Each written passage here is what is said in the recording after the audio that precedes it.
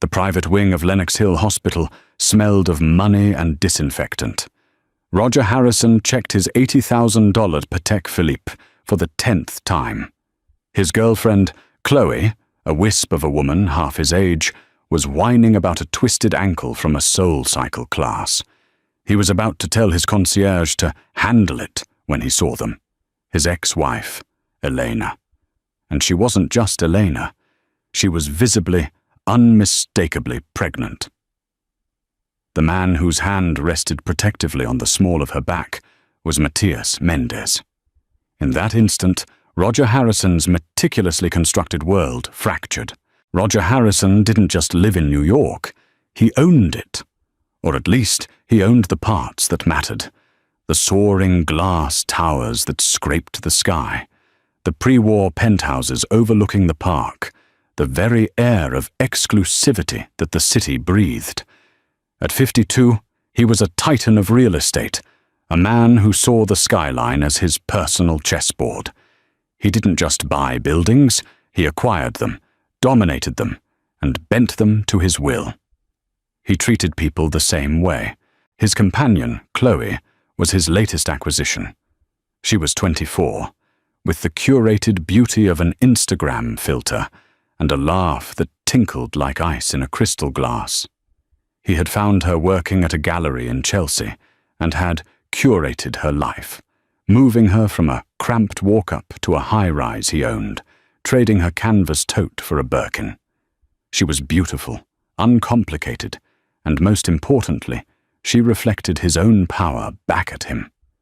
Her emergency today was a dramatic tumble from a stationary bike, and Roger was indulging it because the disruption annoyed him less than her pouting would.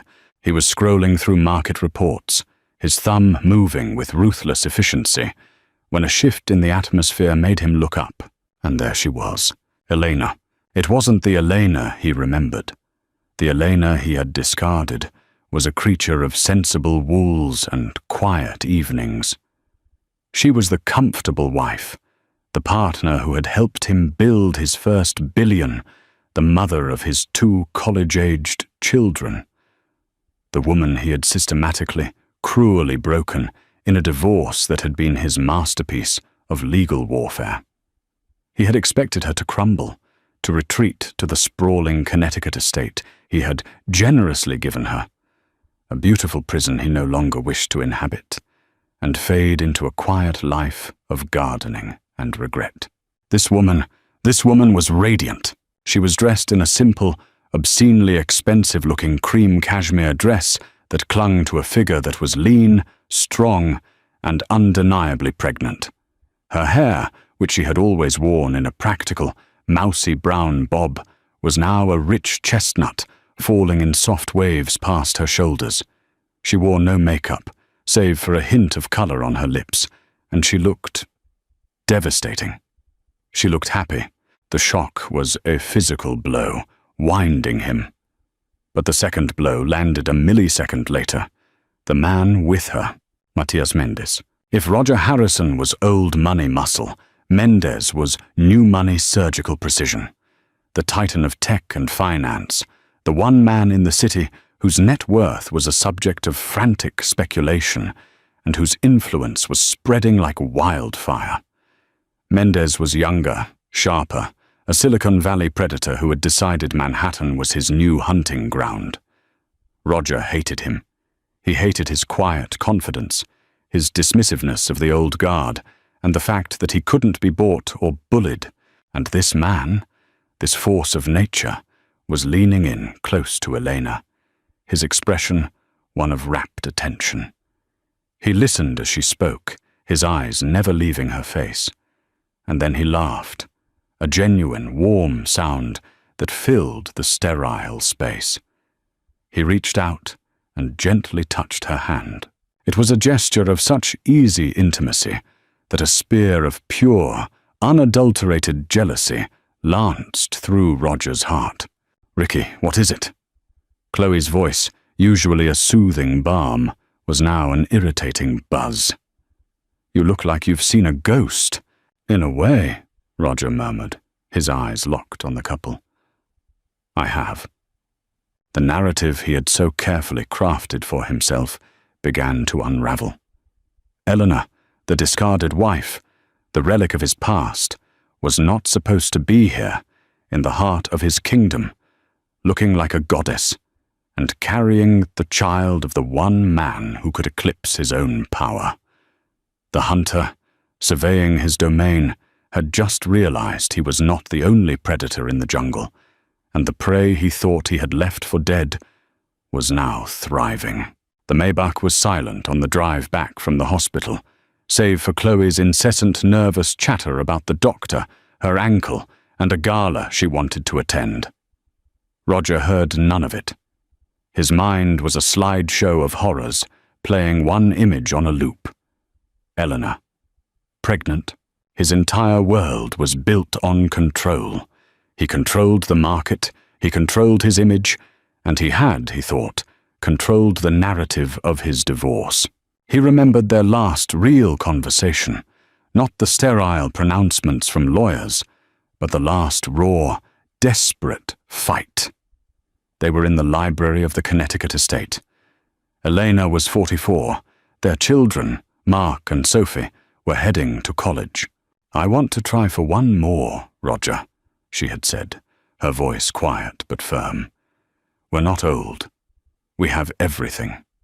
I feel like there's one more piece missing." Roger had looked at her as if she were insane. "One more? Are you kidding? We're done. The kids are out. This is our time. My time. I'm not starting over with diapers and 2 a.m. feedings. The life we have is perfect.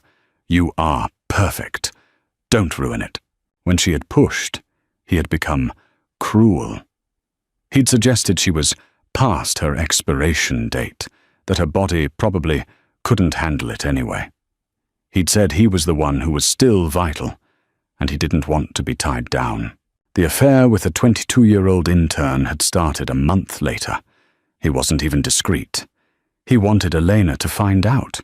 He wanted to prove his point, to show her that he was still a king, and she was just a domestic creature holding him back.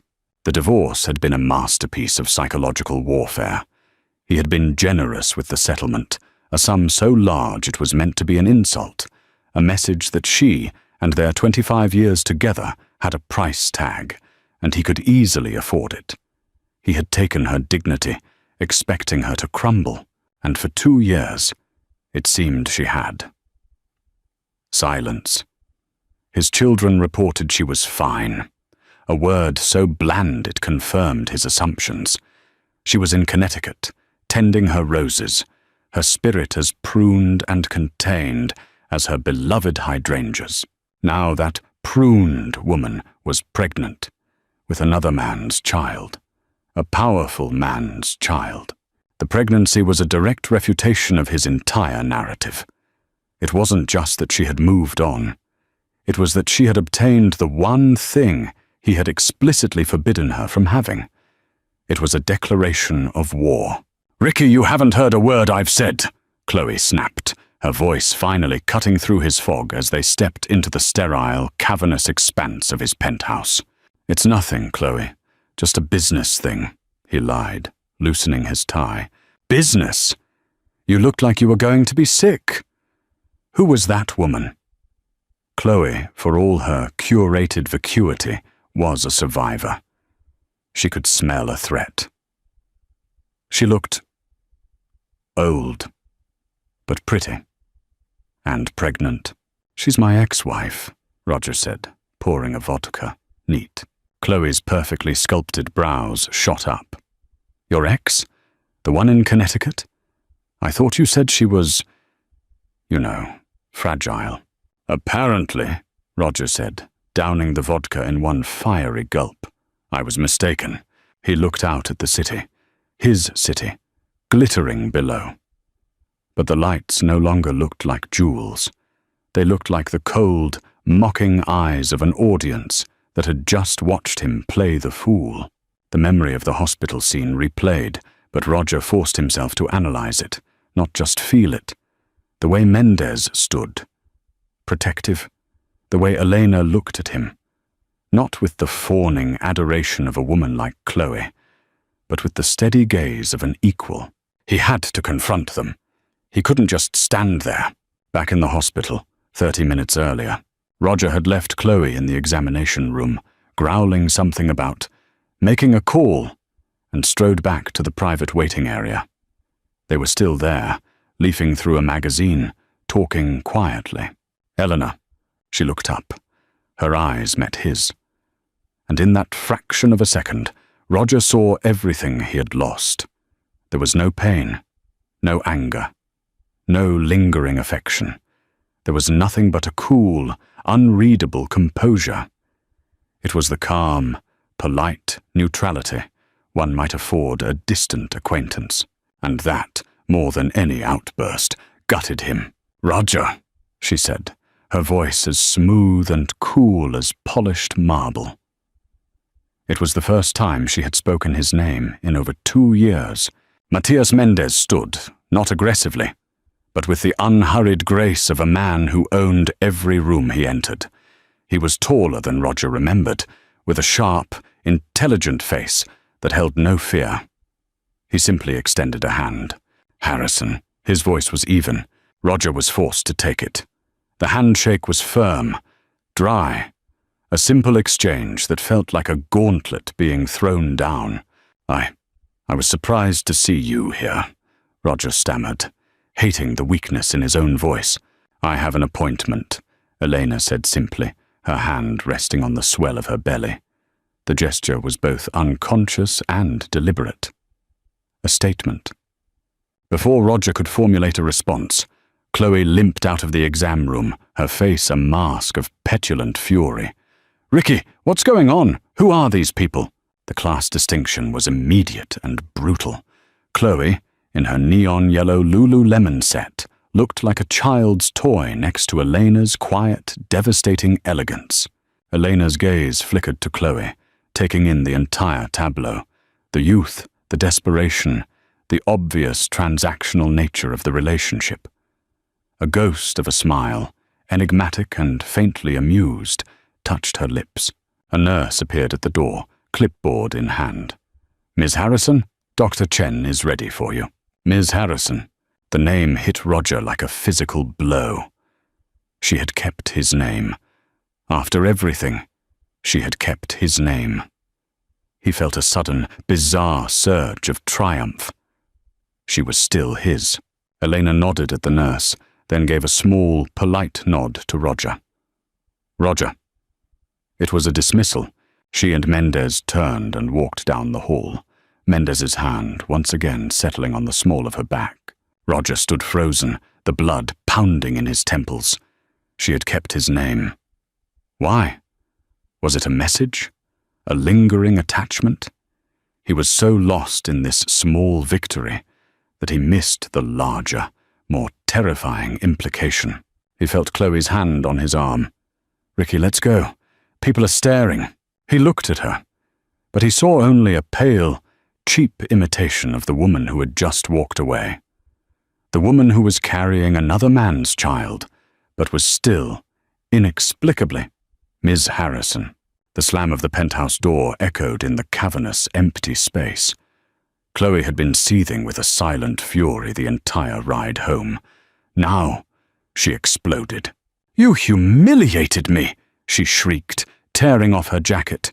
"You stood there staring at that woman like she was the queen and I was some trash you'd dragged in." "Lower your voice, Chloe," Roger said, walking to the bar. He was done with her. Done with her manufactured drama, her petty insecurities. "No, I won't. Who the hell is she? And why is she pregnant? And why did she look at me like that? Like I was nothing?" "She is my ex-wife," Roger snapped, the ice clinking violently as he poured a drink. "And she's pregnant, obviously. As for the rest, it's none of your goddamn business." "None of my business?" Chloe laughed, a harsh, ugly sound. "I am your business, Roger. I'm the one you take to galas, the one you show off, and you just let her waltz in and make you look like a fool." "She didn't do anything," Roger growled, turning to face her. She just existed. "Oh, that's rich," Chloe shot back, her eyes narrowing. For the first time, Roger saw a glimpse of the hard, calculating woman beneath the bubble-headed facade. "It didn't look like nothing, Ricky. The way you looked at her. I've never seen you look at me like that. You look at me like I'm a prize. You looked at her like she was the one who won." "Don't be ridiculous," he scoffed. But the words lacked conviction. Her observation was too close to the bone. "And him," she continued, her voice rising. "Matias Mendez. I read page 6, Roger. The one person in this city who doesn't seem to be intimidated by you. She left you, and she's with him. And she's pregnant. That's what's really eating you, isn't it? It's not about her. It's about your ego. It's about him." Her words were a slap in the face, a brutal, unwelcome truth. He whirled around, his eyes blazing. "You don't know what you're talking about. You know nothing about my life, about my marriage. I know what I see." Chloe's voice was now a furious shout. "I see a man who thought he could just discard a woman like an old suit and is now having a meltdown because she dared to find happiness with someone else. Someone better." The word better was a poisoned dart. "Get out," Roger said, his voice low and dangerous. "What?" "I said, get out," he roared, pointing a trembling finger toward the door. "Go back to your little apartment that I pay for, with the clothes I bought you, and leave me alone." Tears of rage and humiliation welled in Chloe's eyes. She stared at him for a long moment, her beautiful face a mask of fury. "You know what, Roger? For the first time, I actually feel sorry for her. She escaped. I'm just living in the prison she broke out of." With that, she turned on her heel, snatched her purse from the counter, and stormed out, slamming the door behind her with a resounding crash that seemed to shake the entire penthouse. Left alone in the cavernous room, Roger sank onto a leather sofa, the anger draining out of him, leaving behind a cold, heavy dread. Chloe was right. His rage was fueled by a toxic cocktail of wounded pride, jealousy, and, most terrifyingly, a dawning sense of his own obsolescence. Mendez was the future. He was the past. Elena's alliance with him felt like a definitive statement on his own relevance. His mind, conditioned for decades to treat every problem as a business challenge, immediately began to strategize. He needed information. He needed leverage. He needed to understand the dynamics of this new reality so he could find a way to disrupt it. Roger's fingers flew across his phone, dialing a number he hadn't used in years.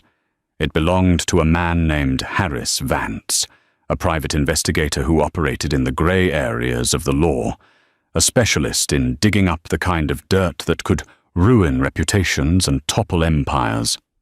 Vance was expensive, discreet, and utterly without scruples. "Vance!" a gravelly voice answered on the second ring.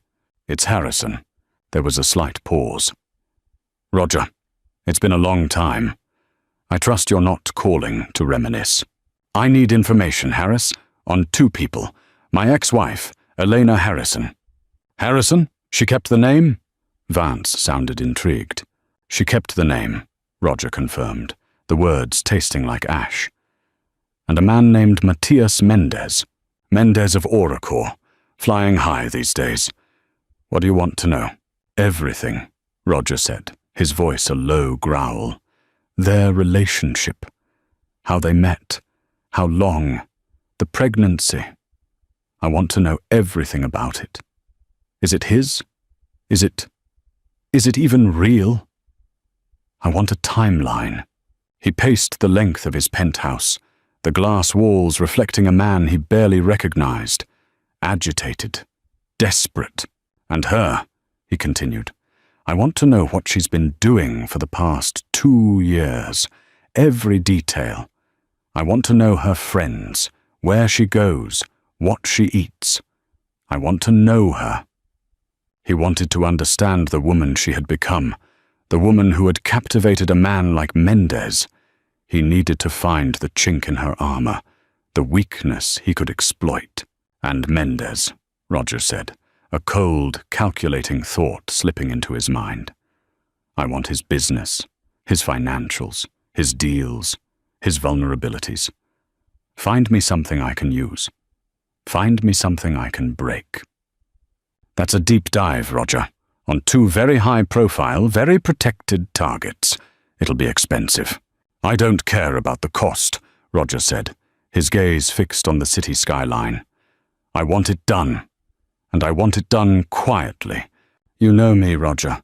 Quiet is my middle name. After hanging up, Roger felt a sliver of his old control returning. He was taking action, seizing the initiative. But as he looked out at the sprawling city, a new, unsettling thought began to form. Why had she kept his name?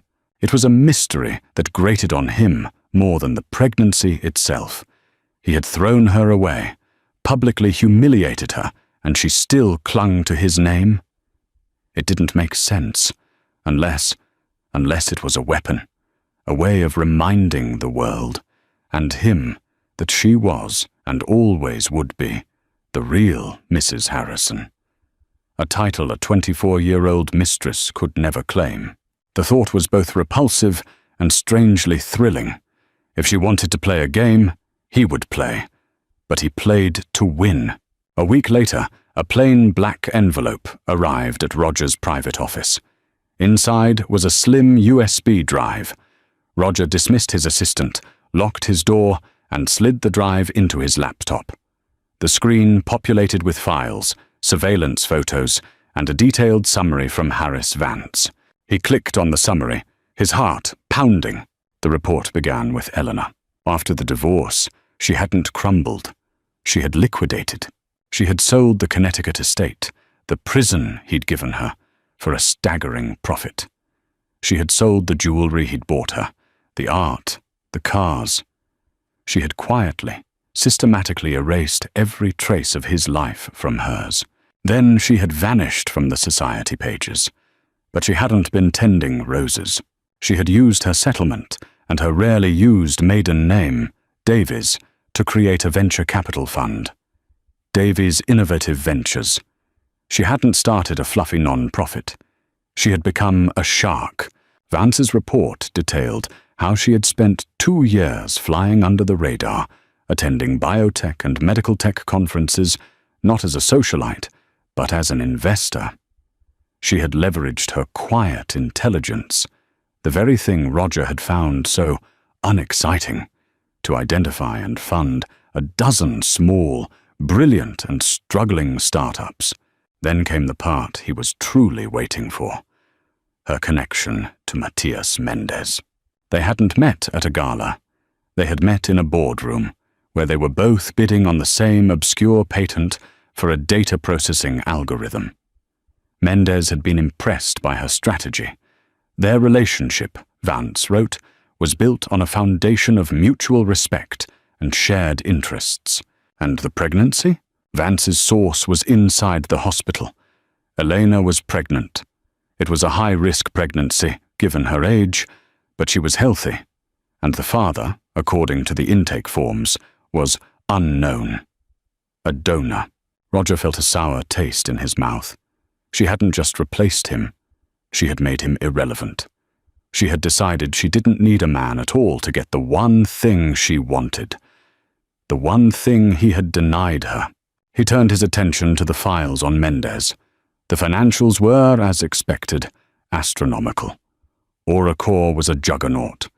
But Vance had dug deeper, and there he found it. Mendez was in the final, secret stages of a high-stakes acquisition of a smaller, publicly traded medical tech firm called Biostat Dynamics.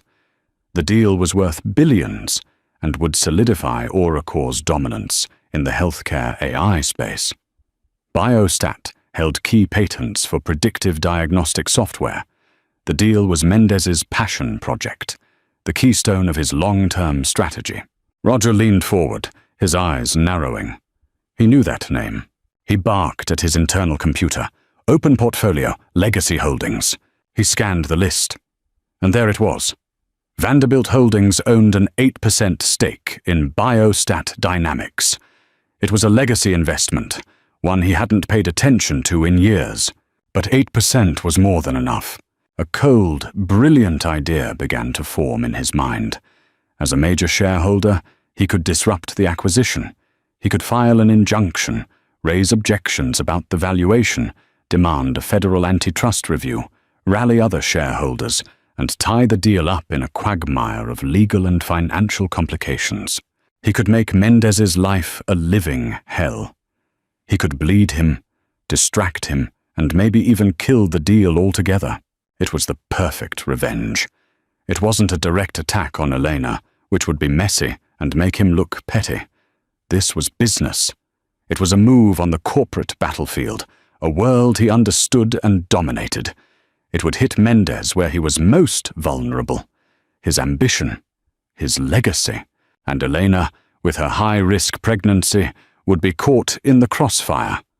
Her newfound happiness would be inextricably linked to the fortunes of a man he was about to bring to his knees. The plan was audacious, ruthless, and deeply satisfying. He was no longer the passive, humiliated observer in the hospital. He was Roger Harrison, the puppet master, and he was about to start pulling the strings. Roger didn't just pull the string, he tried to snap it. Within 48 hours, he had his legal team file a motion. It was a masterpiece of corporate aggression disguised as shareholder concern. It alleged that the AuraCore offer for Biostat Dynamics grossly undervalued the company's future potential and demanded a full, independent audit and a new, open bidding process. The financial news media exploded. AuraCore's stock dipped. Mendez's sure thing was suddenly in jeopardy. Roger sat back in his office, a rare, genuine smile on his face. He felt the familiar, intoxicating rush of control. He had made his move. Now, he waited for Mendez to crawl to him. It took less than a day. Mendez's assistant requested an urgent, private meeting. Roger made him wait another 24 hours. When Mendez was finally shown into Roger's boardroom, a cavernous space with a 30-foot mahogany table and a staggering view of Central Park, he was alone. He wasn't flustered or angry.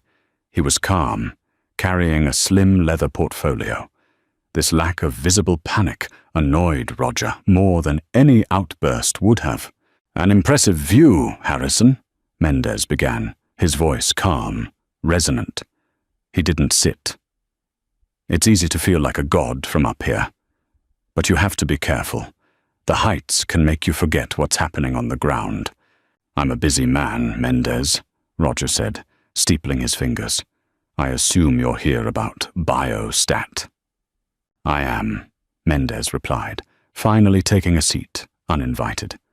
"Your motion is creative, a lot of impressive legal jargon to say you want to cause trouble." "I have a fiduciary duty to my shareholders," Roger recited, the words feeling hollow even to him. "Your offer is low. I believe a competitive bidding process will yield a higher return. It's just business." Mendez met his gaze, a faint, almost imperceptible smile playing on his lips. "Let's not insult each other's intelligence, Roger. This isn't about business, and we both know it. You've held that 8% stake for a decade and haven't attended a single shareholder meeting. Your own analysts recommended divesting it 2 years ago. Your sudden, passionate concern for its valuation appeared exactly 48 hours after you saw me at Lenox Hill with Elena. The directness of the attack was jarring. Roger had expected a dance, a series of feints and parries. Mendez had simply walked to the center of the ring and thrown a haymaker. "This has nothing to do with my ex-wife," Roger snapped, his face flushing. "And I would advise you to leave her out of this." "I can't," Mendez said, his voice losing its light edge and taking on the hardness of forged steel. "Because she is the entire reason for this conversation. You saw her looking happy and you couldn't stand it. You couldn't attack her directly. That would look petty, even for you. So you came after me. You are arrogant and presumptuous, Roger spat. You waltz into my city, my world, and you think you understand me? You think you understand the woman I was married to for 25 years? No, Mendez conceded, leaning forward. I don't pretend to understand the man you are, but I have spent the last 18 months getting to know the woman you threw away. And you are making the grave mistake of underestimating her. You see, you think this is your game. Your table? He gestured to the mahogany expanse between them. You're wrong. He reached into his portfolio and slid a single file across the polished surface. It stopped directly in front of Roger. What is this? It's the biostat capitalization table, Mendez said. The full one. The one your lawyers clearly didn't get. Roger opened it. He scanned the list of major shareholders.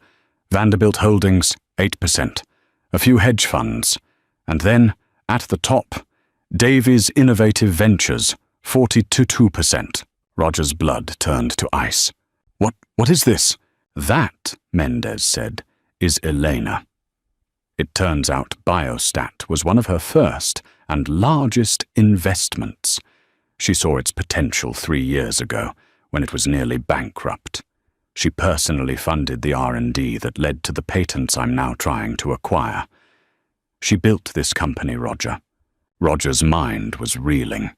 He hadn't just fired a warning shot at his rival. He had declared war on his ex-wife. She's the largest shareholder, Roger whispered, the pieces clicking into place with horrifying clarity. This is her payday you're trying to block. It is, Mendez confirmed. And here's the masterstroke. You're not just blocking a deal. You're blocking her, and you're doing it using her name. What are you talking about?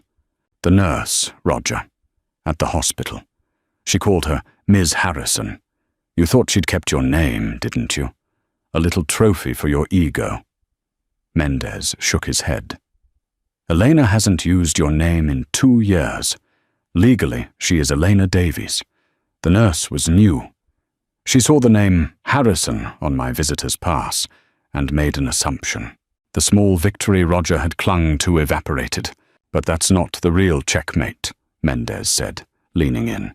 You need to understand why Elena built this company.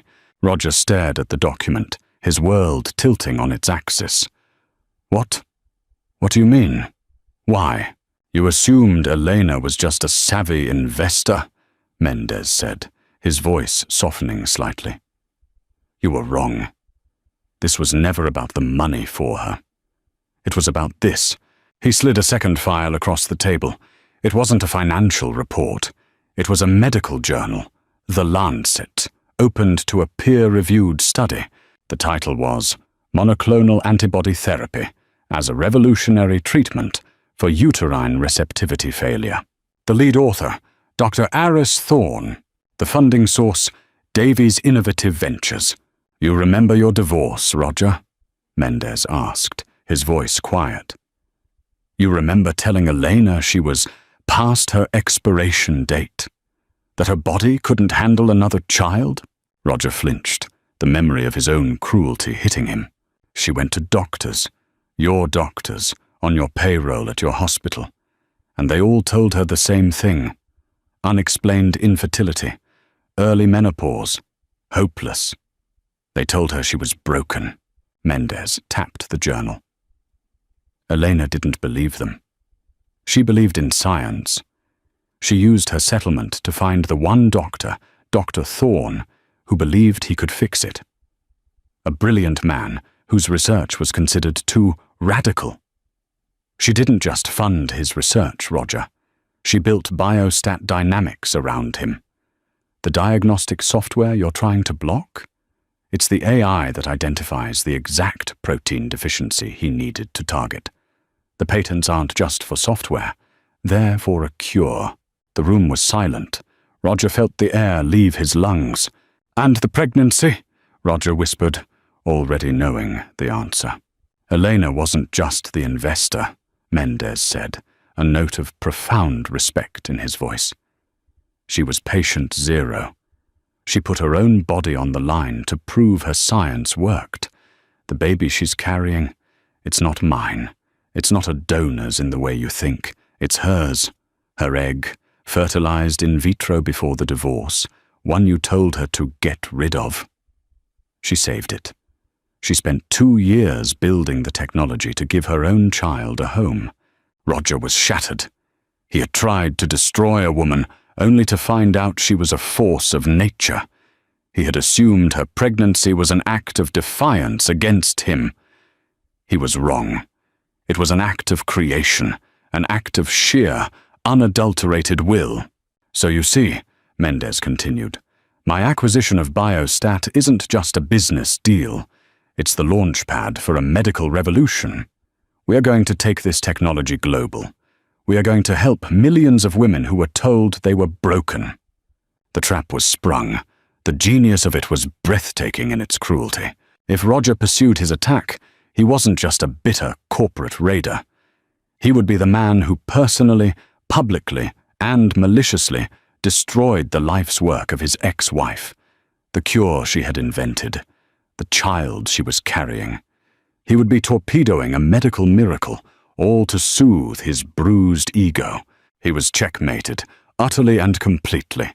What do you want? Roger asked, his voice a dry rasp he barely recognized as his own. The bravado, the anger, it had all evaporated, leaving only the cold, stark reality of his defeat. It's simple, Mendez said. You will call your lawyers, and you will withdraw the motion. You will vote your 8% in favor of the sale, and then you will walk away. You will leave Elena, her child, and her company alone. Roger sat motionless. He looked at the journal, at the name Davies, a name now synonymous with vision and progress. Finally, with a slow, crushing exhalation, he gave a single, almost imperceptible nod. Fine. The word was the epitaph of his reign. Mendez stood, his objective achieved. He collected his files, his movements crisp and efficient. He walked to the door but paused with his hand on the handle, turning back to face the broken man at the head of the table. You know, Roger, he said, in all the time I've known Eleanor, I've never once heard her speak ill of you. Roger looked up, stunned. She doesn't talk about the divorce. She doesn't talk about your cruelty. She talks about your early years, about the ambition she once admired. She says you gave her 2 wonderful children, Mark and Sophie. Mendez let that detail land. By the way, they're both on the junior board of Davies Ventures. They're immensely proud of what their mother is building. That was the final, unseen blow. He hadn't just lost his wife. He had lost his children. They hadn't just left him. They had chosen her. They had chosen a future she was building over a past he represented. She found her own purpose, Roger, Mendez said, his voice softened with something that might have been pity. I sincerely suggest you try to find one for yourself, because this empty room and your stock portfolio, it's not a legacy. It's just a balance sheet. The door clicked shut, the sound echoing in the cavernous, silent boardroom. Roger Harrison remained in his chair, a solitary figure dwarfed by the symbols of his own hollow empire. The city glittered on, indifferent. He had sought to orchestrate a drama of power and revenge, but had instead been cast as the tragic, obsolete fool in a story of rebirth and triumph. He was Roger Harrison, the man who had everything, and he had never felt so poor. The fallout was quiet, but seismic. The motion was withdrawn. The acquisition of Biostat Dynamics by Auracore went through, creating a new medical powerhouse. A month later, Forbes magazine hit the stands. The cover wasn't a tech bro or a hedge fund king. It was Elena Davies Harrison, holding her newborn daughter, Livia. The headline, Patient Zero, How Elena Harrison Turned a $100 million Divorce Settlement into a $4 billion medical revolution. Roger saw the cover in an airport lounge. He was alone. Chloe was long gone. His children weren't returning his calls. He looked at the photo of the woman he had underestimated, the woman who had taken his name and his money and built a legacy, while he was left with just a name. He had tried to put her in a box, and she had responded by redesigning the entire world of medicine. He hadn't just lost a wife. He had lost a war he hadn't even known he was fighting. What happens when a man who has everything realizes he has nothing of value?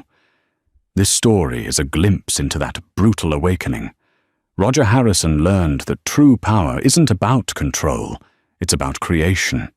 Elena didn't just get revenge, she got redemption, building a new life and a new legacy from the ashes of the old. If you were captivated by this tale of resilience, justice, and the ultimate triumph of a life well lived, make sure to hit that like button.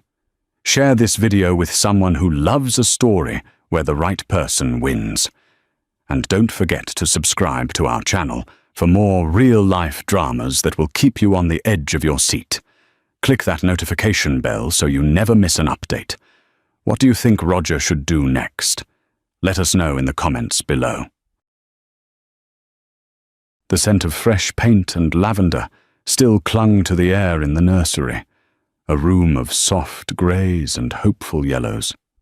Marcia Smith stood frozen, one hand protectively cradling the swell of her 7-month pregnancy, the other clutching an ultrasound photo of their son. Her gaze was fixed on the iPad her husband had left on the changing table. The screen was still lit, displaying a chain of messages with a name she knew all too well, Ava Chen. Tonight was incredible. You're a world away from diapers and domesticity. The words blurred through her tears, each one a shard of glass in her heart. 6 months. The affair had been going on for 6 months. A quiet sob escaped her lips as the perfect world James Orsini had built for them shattered into a million irreparable pieces. The Chicago skyline glittered like a field of scattered diamonds outside the floor-to-ceiling windows of their penthouse on Lakeshore Drive. Earlier that morning, everything had felt perfect, a portrait of modern success. James Orsini, the self-made tech mogul who had clawed his way from a blue-collar neighborhood in Philly to the pinnacle of finance, was the sun around which their universe revolved. At 38, he possessed an empire, a ruthless reputation in the boardroom, and a beautiful wife who had willingly stepped back from her own promising career as an architect to build their home. Marcia traced the rim of her coffee mug, watching the sailboats glide across the vast, blue expanse of Lake Michigan. She had designed this space herself, a minimalist haven of warm woods, cool marble, and open air, a sanctuary from the city's relentless energy. Every corner was a testament to their shared dream, or so she had thought. "He's kicking again," she had said, her voice bright with the simple magic of it. "I think he's going to be a soccer player." James, already dressed in a bespoke Italian suit that cost more than her first car, had glanced up from his phone, his smile practiced but distant. "That's great, honey. Just make sure he doesn't scuff the floors." He'd kissed her forehead, a perfunctory gesture, his mind clearly 1,000 miles away, lost in algorithms and acquisition strategies. "I've got back-to-back meetings until late. Don't wait up. Don't forget, my appointment with Dr. Evans is at 4, she reminded him gently. "You promised you'd try to make this one." His eyes flickered with something she couldn't quite name, annoyance, before it was masked by a practiced look of concern. "Of course. I'll move heaven and earth. I've got it in my calendar." But now, hours later, the lie of that promise screamed at her from the iPad's glowing screen. "Forget the doctor. I've got a better way to check your pulse." Ava's message was time-stamped, 9:15 a.m., just moments after he had left. He had never intended to come. The pieces clicked into place with sickening clarity. The late-night board meetings, the sudden business trips to Singapore and London, the faint, unfamiliar scent of perfume on his shirts that he'd brushed off as something from the airport. The emotional chasm that had opened between them, which she had desperately tried to fill with talk of their son, their future, their home. She had excused his distance as the pressure of his work, the burden of a man carrying the world on his shoulders. What a fool she had been. He hadn't been carrying the world. He had been building a second one, a secret one where she and their unborn child had no place. Her mother's words from a phone call last week echoed in her mind. "Marcia, you sound tired. Is everything really okay? James is working so hard, but is he there for you?" She had defended him, of course. "He's just under a lot of stress, Mum. Building an empire isn't a 9-to-5 job." The irony was a bitter pill in her throat. He was building an empire, all right, but its foundations were rotten with deceit. Her hand trembled as she scrolled up, morbid curiosity compelling her to witness the full extent of the carnage. There were photos, James and Ava clinking champagne glasses on a private jet, their heads close together in a hotel bar in Soho. A selfie where Ava's hand rested possessively on his chest. They looked like a power couple, equals in ambition and appetite. A wave of nausea washed over her, more potent than any morning sickness she had endured. The power imbalance in her own marriage was suddenly starkly clear. She had given up her firm, her projects, her name, to become Mrs. Orsini, the graceful, supportive wife who curated their perfect life. In return, he had given her this gilded cage, and while she was nesting, he was out flying with someone else. Her breath hitched. The nursery, once a space of boundless joy and anticipation, now felt like a mausoleum. The tiny hand-knitted blanket from her grandmother draped over the crib seemed to mock her. The mobile of smiling whales and stars danced silently above, oblivious to the storm raging below. She sank onto the plush glider, the iPad falling from her numb fingers and clattering onto the hardwood floor. The sound was unnervingly loud in the cavernous silence of the penthouse. She wasn't just heartbroken. She was erased. For 6 months, her pregnancy, the most profound and vulnerable journey of her life, had been the backdrop to his sordid affair. Every gentle kick from their son, every moment of awe and fear she had shared with James, had been a lie he'd carried back to another woman's bed. A cold, hard resolve began to form in the pit of her stomach, displacing the grief. She would not scream. She would not cry and throw things. A confrontation was what he would expect. He would weather her tears, deploy his arsenal of carefully worded apologies, and twist the narrative until she was the one who felt unreasonable. He was a master of control, of managing outcomes, but he had made one fatal miscalculation. He had underestimated the woman he married. He had forgotten that before she was his wife, Marcia Smith was a woman who knew how to build things and how to tear them down. The air in the private club was thick with the scent of old leather, expensive whiskey, and ambition. James Orsini swirled the amber liquid in his glass, the ice clinking like a slow, steady heartbeat. Across the low-lit table, Ava Chen watched him, her eyes as sharp and calculating as the cut of her diamond earrings. She was a venture capitalist, a shark in a Chanel suit, and in the cutthroat world of Chicago finance, she was one of the few people James considered a true peer. "The board at Omnicorp is getting cold feet," she said, her voice a low purr. "They think your valuation is too aggressive. They need a little reassurance." "Reassurance is my specialty," James replied, a smirk playing on his lips. He thrived on this, the hunt, the negotiation, the subtle dance of power. It was clean, logical, A world of winners and losers, a world he understood. It was a world away from the one waiting for him at home. Lately, home had started to feel like an alien planet. It was a world of sonograms, color swatches for the nursery, and conversations about birthing plans. Marcia, once his partner in witty debates about politics and art, now spoke a language he couldn't comprehend. She spoke of trimesters and cravings and a deep, visceral joy that felt utterly foreign to him. He loved her, of course he did. But the impending arrival of their son felt less like a blessing and more like an anchor, threatening to drag him down into a sea of domesticity he had spent his entire life trying to escape. His phone vibrated on the table. Marcia Smith.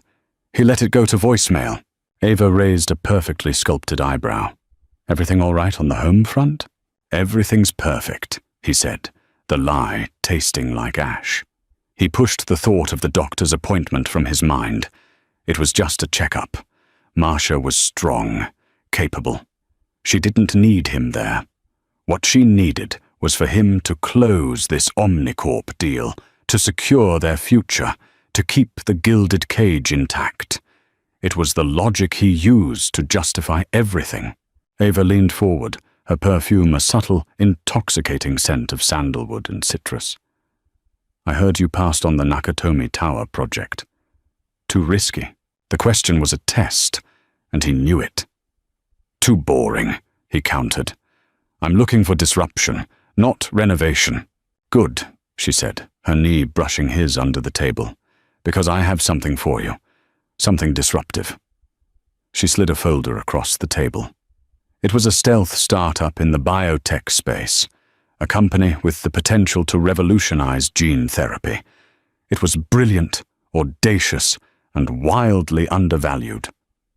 They're looking for a lead investor, a silent partner, someone with vision.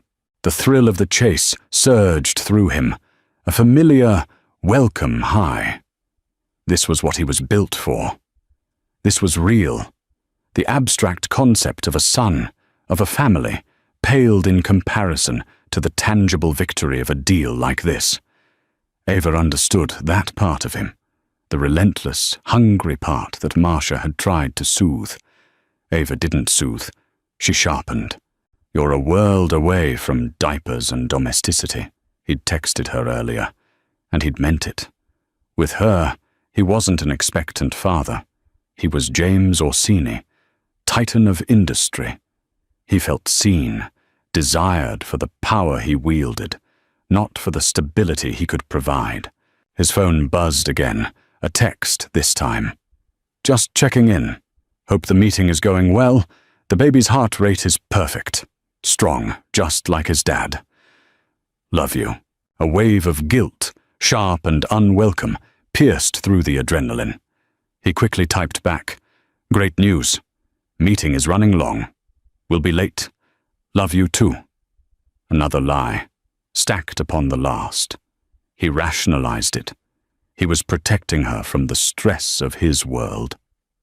It was for the best.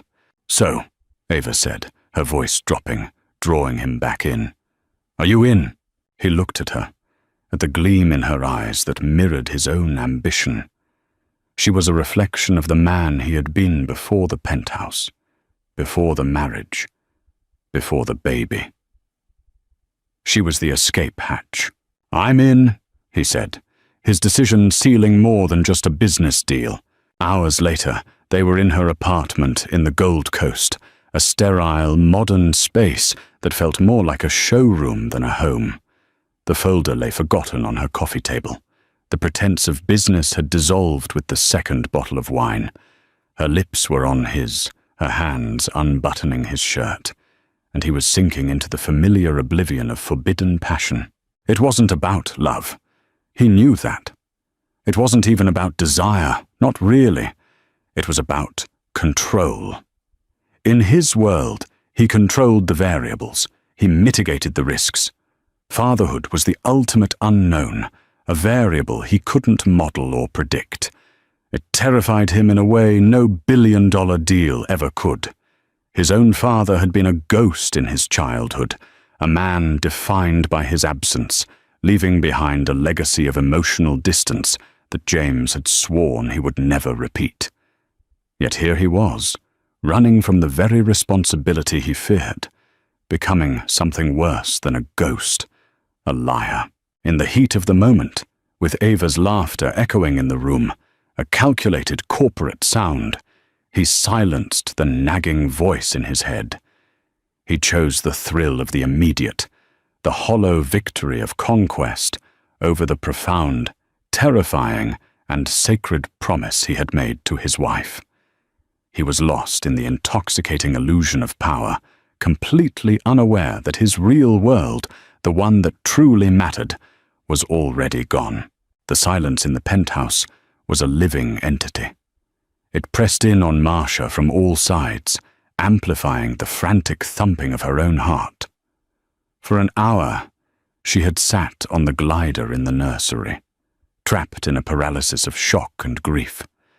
But as the sun began to dip below the horizon, painting the sky in fiery strokes of orange and purple, the ice in her veins began to melt, replaced by a slow-burning rage. A heated confrontation would be a performance for his benefit. Her tears would be a currency he would use to buy her forgiveness. Her anger would be a storm he could patiently wait out. No, that was the old script, and she was tearing it up. Her response would not be an emotional outburst, it would be a strategic retreat, a vanishing act. With a newfound chilling clarity, she stood up. She walked into their master bedroom, a sprawling space with a panoramic view of the city he had conquered. The room smelled of him, of his expensive cologne, of the crisp linens he insisted upon. She went to their walk-in closet, a space larger than her first apartment. His side was a meticulous display of tailored suits and designer shoes. Her side, once filled with her own power suits and architectural drawings, was now dominated by soft maternity wear. She pulled out a single suitcase, a sturdy, practical one she'd used for site visits back when she had a career. With trembling but determined hands, she began to pack, essentials only. Comfortable clothes, her prenatal vitamins, the small, leather-bound journal her father had given her. She packed the ultrasound photos, tucking them safely between layers of sweaters. He hadn't even bothered to look at the latest one. Her eyes fell on the velvet box on her nightstand. Inside, the diamond necklace he had given her for their 3rd anniversary glittered mockingly. She left it. She left the designer handbags, the expensive shoes, all the trappings of the life he had provided. They were not gifts. They were chains. She walked back to the nightstand and slipped off her wedding ring. The platinum band, engraved with the date he had promised to love and cherish her forever, felt cold and foreign against her skin. She placed it deliberately in the center of his pillow, a silent, damning statement. There would be no letter of explanation. The empty space beside him in their bed would say more than words ever could. Her phone buzzed. It was her mother, Carol. She let it go to voicemail, knowing her voice would betray her. She couldn't bear the questions, the worry. Not yet. Instead, she opened a text message to her father, Robert. His number was under Dad, a simple, steadfast title. "Can you pick me up from the Amtrak station in Saugatuck? Arriving around 11 p.m. I'll explain everything when I get there. Please don't tell Mom yet. I need you." The response was almost immediate. "I'll be there, sweetheart. Whatever you need." A single tear rolled down her cheek, but it was a tear of relief, not sorrow. Her father had always been her rock, a quiet, gentle man who built beautiful furniture with his hands and had taught her that a person's true worth was in their integrity, not their net worth.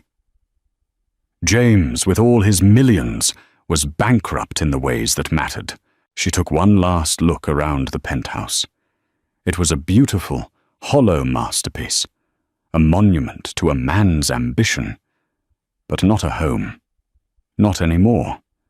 She had tried to breathe life into its sterile walls, to fill it with love and warmth, but she was trying to build on a foundation of lies. Architects know better than anyone that a structure with a compromised foundation is doomed to collapse. With her suitcase in hand, she walked to the door. She didn't look back. The private elevator descended smoothly, whisking her away from the gilded cage in the sky. As she stepped out into the cool evening air of Chicago's Gold Coast, the doorman tipped his hat. "Good evening, Mrs. Orsini." "It's Smith," she said, her voice clear and steady. Marcia Smith. She slipped into the back of a waiting car service she'd ordered, the driver already programmed with the destination, Union Station. As the car pulled away from the curb, she watched the magnificent skyscraper that housed her former life recede in the rearview mirror until it was just another glittering spire in a city of them. She placed a hand on her belly, feeling the reassuring flutter of her son. "It's just you and me now, little one," she whispered into the darkness. "We're going home." The train pulled out of the station exactly on time, its powerful horn a mournful cry that echoed her own heartbreak. But as the city lights blurred into a distant constellation, a different feeling began to take root. Freedom. It was terrifying and exhilarating all at once. For the first time in a long time, Marcia Smith was the sole architect of her own life. James Orsini walked into the penthouse a little after midnight, a triumphant hum still vibrating under his skin. The deal with Ava was unofficially sealed, and the night had been a potent cocktail of power and passion. He loosened his tie, the familiar weight of exhaustion and victory settling upon him.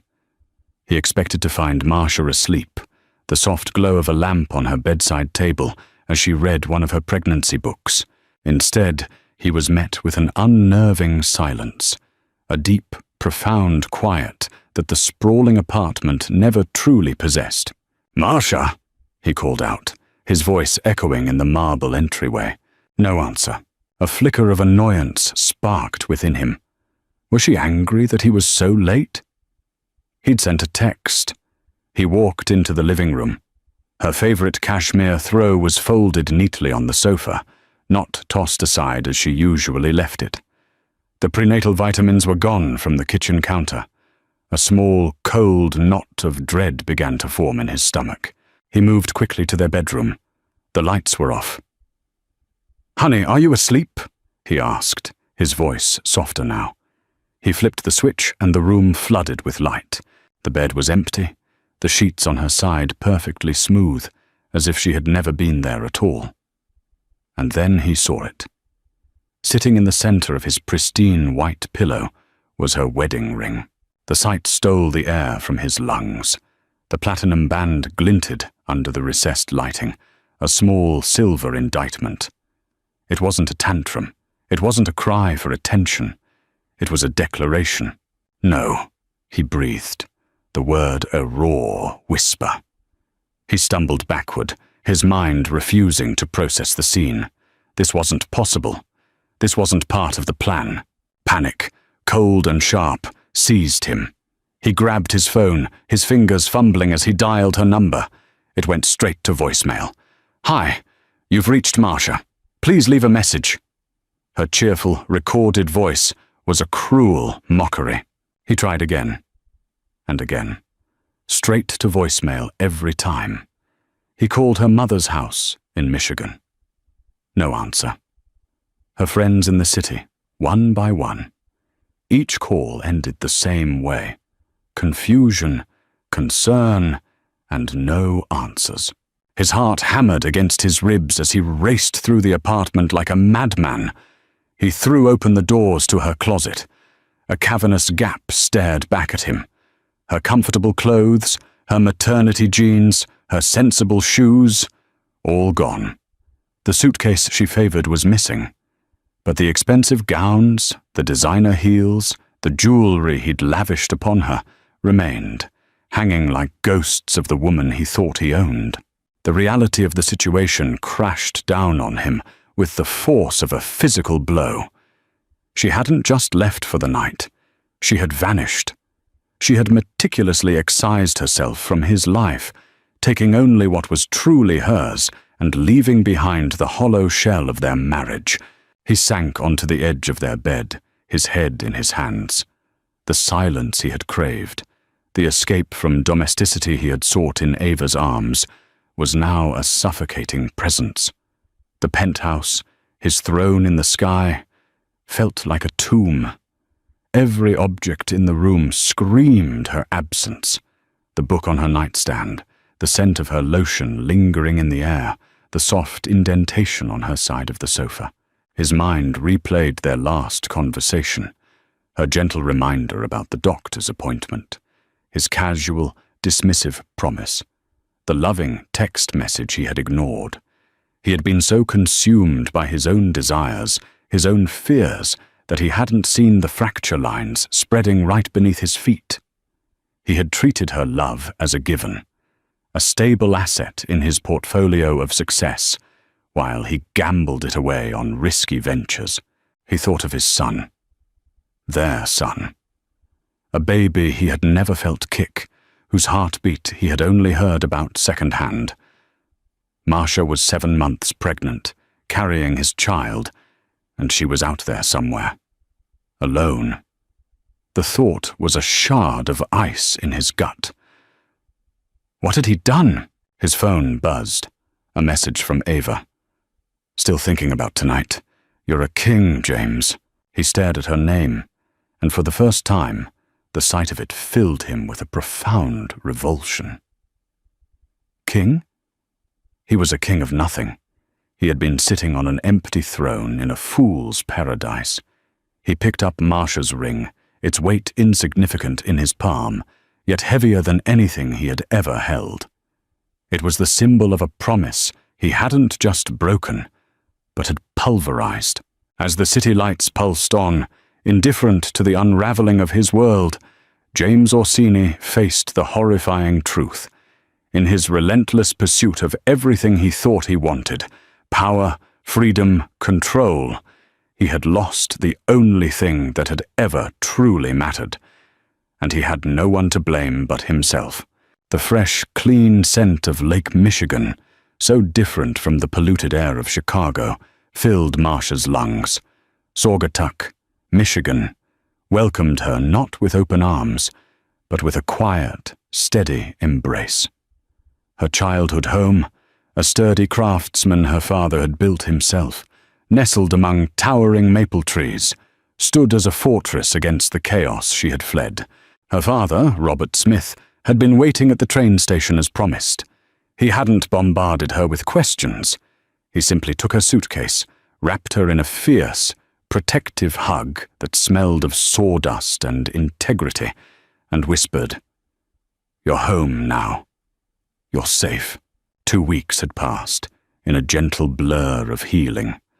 Her mother, Carol, a woman with a will of iron disguised by a gardener's gentle hands, had transformed Marcia's old bedroom into a serene sanctuary. She had cried, of course, when Marcia finally told her everything, but her tears quickly gave way to a quiet fury directed squarely at James. Since that day, Carol had become her daughter's shield. "He's called again," Carol said one morning, her tone carefully neutral as she placed a plate of scrambled eggs in front of Marcia. "5th time this morning. His parents have called twice as well. The Orsinis are in a full-blown panic." Marcia focused on buttering her toast, her hand not quite steady. "What did you tell them?" "The truth," Carol said, sitting down opposite her. "That you are safe, the baby is safe, and that you are not ready to speak with anyone. I told his mother that when her son learns the meaning of respect, her daughter-in-law might reconsider. I believe that's the last we'll hear from her for a while." A small, watery smile touched Marcia's lips. Her mother was a warrior. But the reprieve felt temporary. The world James inhabited, A world of lawyers and relentless pressure would not be held at bay forever. "Sweetheart," Robert said, entering the kitchen with the morning paper. He placed a gentle hand on Marsha's shoulder.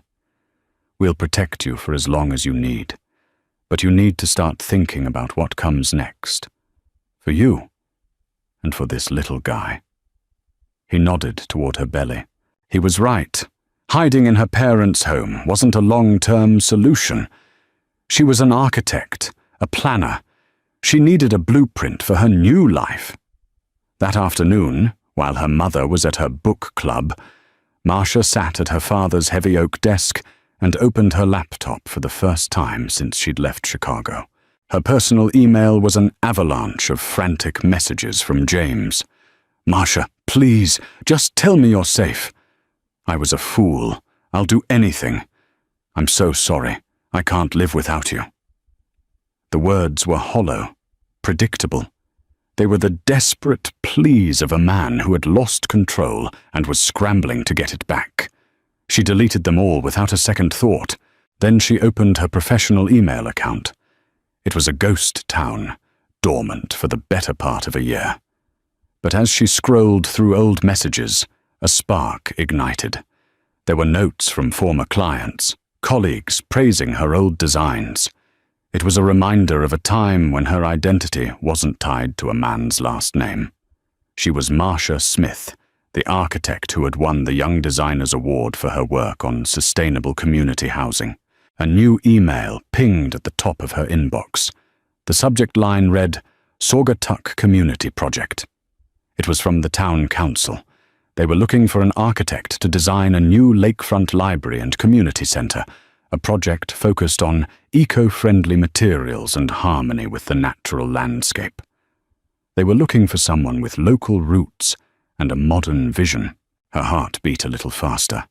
It wasn't a skyscraper in a major metropolis, but it was real. It was meaningful. It was a chance to build something beautiful and lasting from the ground up. It was a chance to rebuild herself. That evening, a sleek black car she didn't recognize pulled into the driveway. Her stomach clenched. James. He had found her. Her father met him on the porch before he could even ring the bell. Through the screen door, Marsha watched the confrontation. James looked terrible. He was gaunt, his expensive suit rumpled, dark circles under his eyes. He looked like a man who hadn't slept in weeks. "She's not ready to see you, James," Robert said, his voice low but unyielding. He stood with his arms crossed, a simple carpenter blocking the path of a millionaire. "Robert, please," James's voice cracked. "I just need to know she's okay. I need to see her. She's safe. The baby is safe. That's all you need to know right now," Robert replied. "You had your chance to be there for her, and you chose to be somewhere else. Actions have consequences. Showing up here unannounced isn't going to fix anything. It's just another selfish act. Go home. Respect her space. It's the only currency you have left." James stood there for a long moment, defeated. He finally nodded, his shoulders slumping, and walked back to his car. Marsha watched from the window as he drove away, a storm of conflicting emotions warring within her. Part of her felt a shred of pity for the broken man he appeared to be. But the larger part, the part that remembered the cold indifference of his betrayal, knew her father was right. This was not a fortress of silence meant to punish him. It was a space of healing, meant to save herself. James's world, once a finely tuned machine of his own making, was now a chaotic mess of malfunctioning parts. His corner office, with its commanding view of the city, felt like a prison. The framed photo of Marsha on his desk, her radiant smile at their wedding, was a daily torment. He'd lost weight. He barely slept. His legendary focus was gone, replaced by a constant, gnawing anxiety. He'd finally broken things off with Ava in a short, brutal phone call. She'd been dismissive, almost amused by his domestic drama. Her lack of empathy was chilling. "Honestly, James," she'd scoffed, "she'll come back. They always do. Now, about that biotech deal." He had hung up on her, the sound of her voice making him physically ill. How had he ever found her calculating coldness attractive? His company, Orsini Capital, was suffering. His partners were noticing his disengagement, his erratic behavior. Rumors were swirling. He had built his reputation on being unflappable, a man who could see 10 moves ahead. Now, he couldn't even see a path through the current day. The true reversal, the blow that would shatter the last vestiges of his ego, came a week later. He was in a board meeting for the Omnicorp acquisition, the deal he had been celebrating with Ava the night Marcia left. The CEO of Omnicorp, a grizzled veteran named Marcus Thorne, looked at him with undisguised contempt. "The deal is off, Orsini," Marcus said bluntly. "We're going with a counteroffer from Blackwood Venture." James was stunned. Blackwood was Ava Chen's firm. "Their offer can't possibly be better than ours. We have the inside track." Marcus let out a bitter laugh. "Oh, you had the inside track, all right. And it seems you shared it." Blackwood came in with a proposal that specifically addressed every single one of our board's private concerns we only ever voiced to you. They knew our exact pain points and our bottom line. It's almost as if someone handed them our playbook. The blood drained from James's face. The private conversations with Ava, the confidential details he had shared, pillow talk he had mistaken for intimacy. She hadn't been his partner. She hadn't been his equal. She had been his rival, and she had been playing him from the very beginning. The affair wasn't just a dalliance. It was corporate espionage. He had sacrificed his marriage for a woman who had used him as a pawn to humiliate him and poach the biggest deal of his career. The irony was devastating. He, James Orsini, the master manipulator, had been played for a fool. The walk back to his office was the longest of his life. The whispers of his colleagues followed him down the hall. He closed his door, sank into his chair, and for the first time since Marcia left, he wept. Not tears of self-pity, but tears of profound, gut-wrenching shame. He finally saw it all with horrifying clarity. His entire life had become a hollow performance. He wasn't a titan. He was an insecure boy from Philly, terrified that someone would discover he didn't belong. He'd used money and power as a shield, and he'd used Marcia's unconditional love as a safety net he never thought would break. And Ava? He had been drawn to her because she was just as broken and ruthless as he was. That afternoon, he did 2 things. First, he called his lawyer and began the process of selling his majority stake in Orsini Capital. The money, the power, the reputation, it was all meaningless, a currency that couldn't buy back his soul.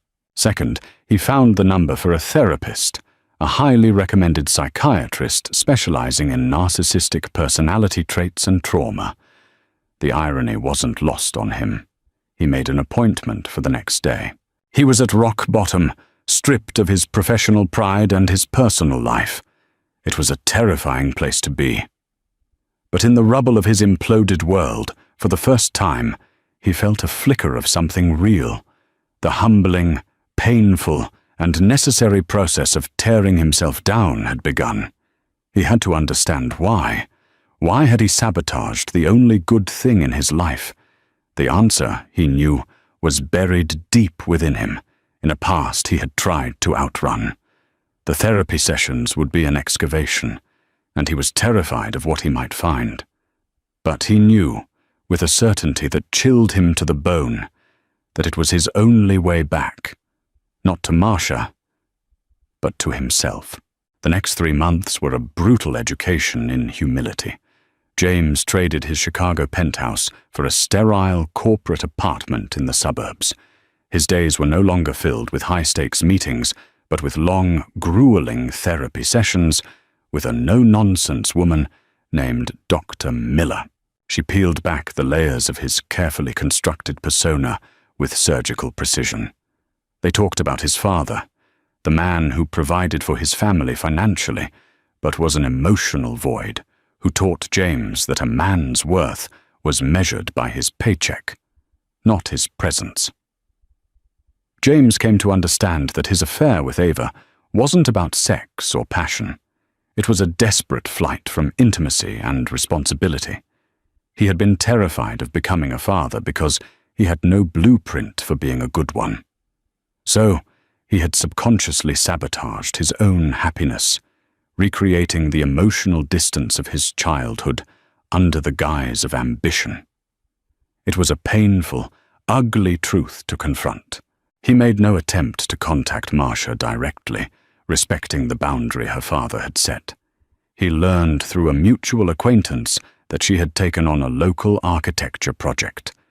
The news brought a pang of both pride and sorrow. She was rebuilding her life without him, as she should.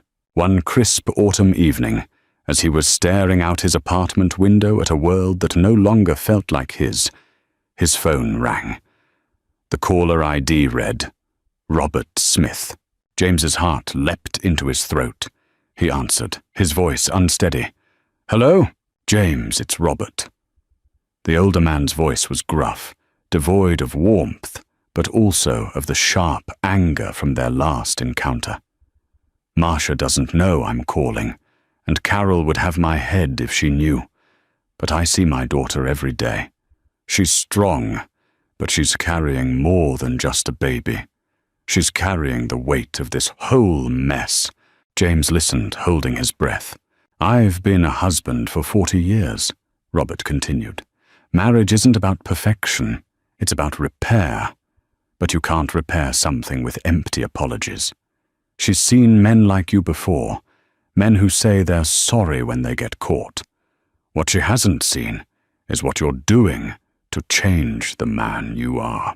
I'm in therapy, James said quietly. I sold my company. I'm trying. There was a long pause. Good, Robert said, the single word carrying a surprising weight. Then write her a letter. Not an email.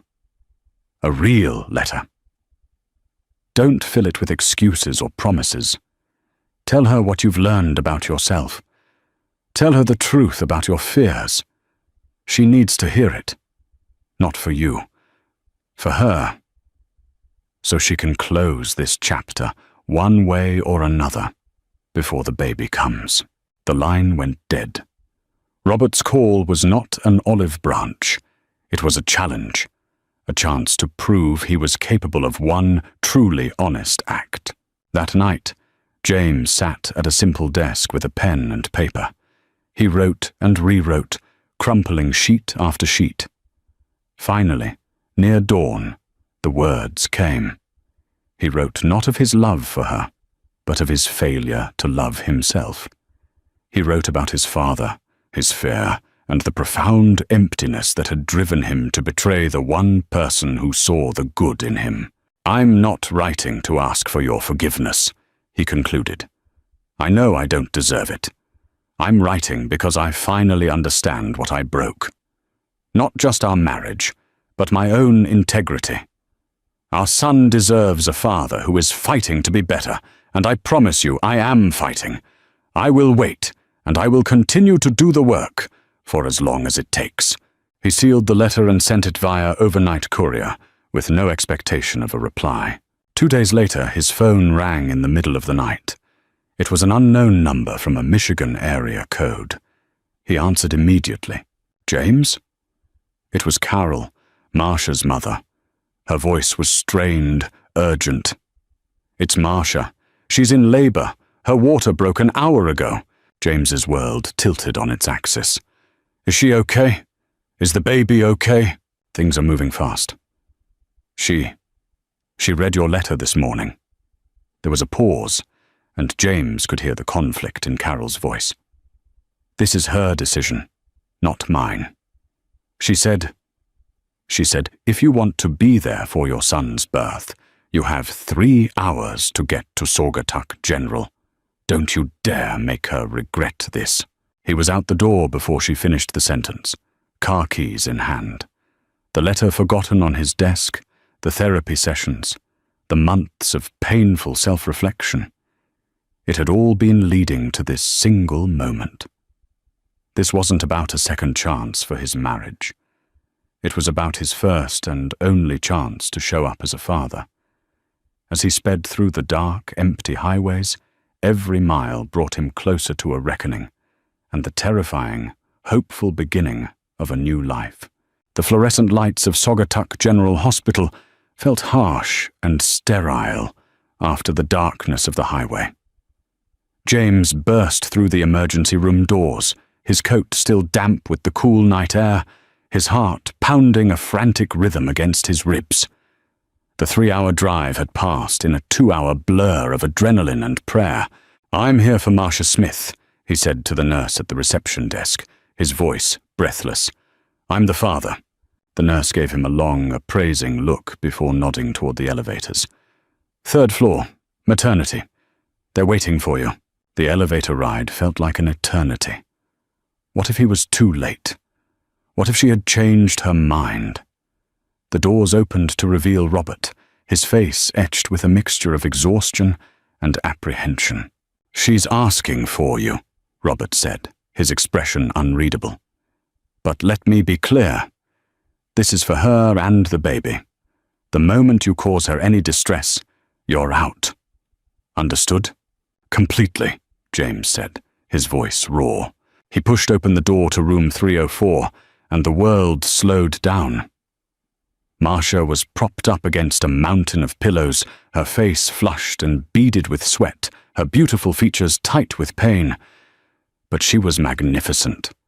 A warrior. Carol was beside her, wiping her brow with a cool cloth.